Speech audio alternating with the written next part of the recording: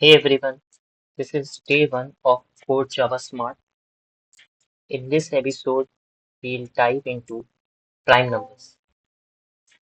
So, the brute force approach and the normal approach that you might be using is of the of n time complexity and running the loop from 1 to n and finding if any factor is there which divides the number n.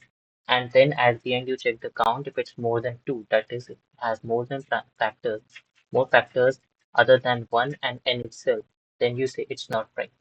But that isn't a better approach. What's the better approach then? The better approach goes to root of n. That means you won't run the loop for n times, it will go for math.sqrt n times, root n times. But a more better approach comes into a picture when you know this theory.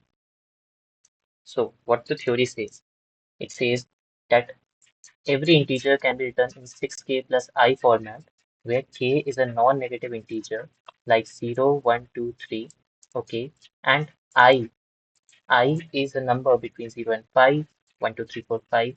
And if we look closely, 6k plus 2, 6k plus 4, divisible by 2 or 3.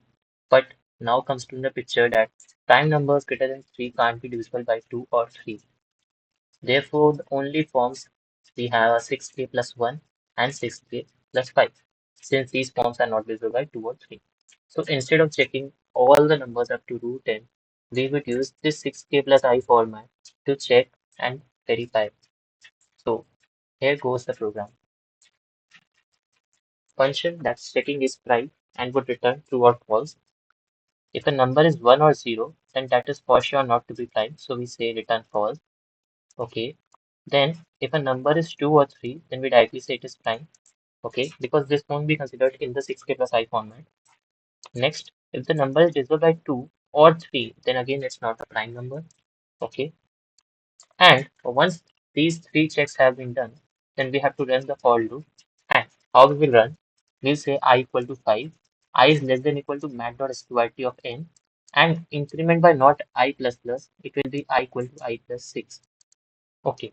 And then we will check in the inner part that if n mod I equal to 0 or n mod I plus 2 is equal to 0, then we would return false. And trust me, the normal standard approach, the standard approach that uses the root n, this is much better because it's run actually 3 times faster than the usual approach. Okay, let's copy this code. Let's test it over here. Compile. Okay, it's working. Submit.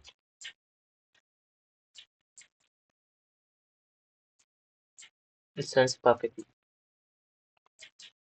So I would recommend you to go with this approach than the usual root n approach where you will be again using the count concept and checking for every number up to root n. But this will run up to root n but won't consider every ith element up to root n. Okay. So if you find this helpful, don't forget to like, subscribe, and hit the bell icon for daily videos. Thank you.